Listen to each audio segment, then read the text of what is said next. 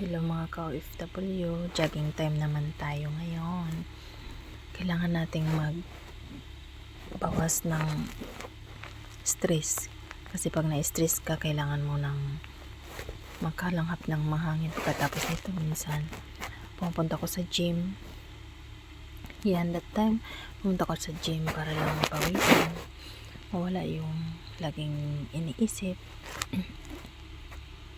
Yan po kasi yung lagi kong ginagawa pag na-stress ako, kasi ako yung tao na sinasarili ko lang yung mga problema ko, pero ayaw ko i-share sa iba. Kaya pag nagpunta na ako sa gym, mag-jogging sa tabing beach, nawawala na po yan. Andito nga pala ako sa Dubai, kaya sabi nga nila, hindi masamang nag-iisa ka, mas maganda pa ngayon kasi naiisip ko yung dapat mong isipin. Kaya kayo dyan, huwag kayong magpa-stress. Enjoy lang ang life natin habang nabubuhay tayo sa mundong ito. Trabaho, kung madapa, bangon, move on. Ganun lang ang buhay. Kung madapa ka, babangon ka talaga ulit. Huwag kang malugmok sa isang tabi lang. Ito pabayaan ng ating Panginoon. Ayan. Mas masaya ako pag nandyan ako sa tabing dagat. Nakakalanghap ko ako ng sariwang hangin.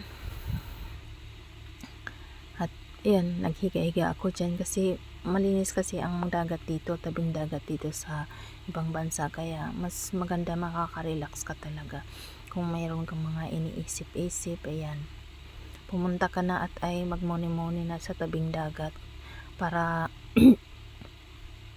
mawala yung mga stress nyo dyan. Ako mahilig talaga ako mag-isa kasi ayoko yung mag-jogging ako na may inaantay ako. Yan yung trabaho ko. Lagi kong ginagawa yan pag ako'y nai-stress. Ayoko nang may kausap. Gusto ko sa sarili ko lang. At after that, okay na ako. Diba ang sarap ng pakiramdam pagkatapos ng pawisan, tapos dun ka sa tabing dagat, nare-refresh mo yung sarili mo. At least wala kang masasabing masama, lalo na sa mga comments na hindi naman dapat. Pero kung sa sarili mo lang, yan, pauwi na pala ako nyan.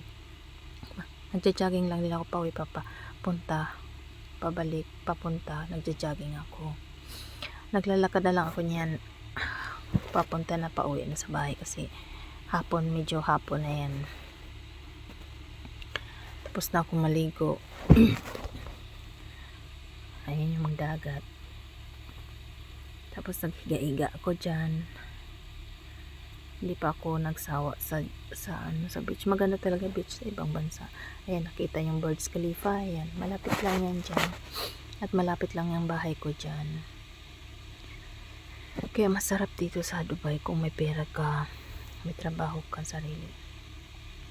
Ayan, ang lola, higa-higa mo na, pakita ang bilbil. Malakas ang hangin, kaka-refresh ang hangin, in fairness, ha.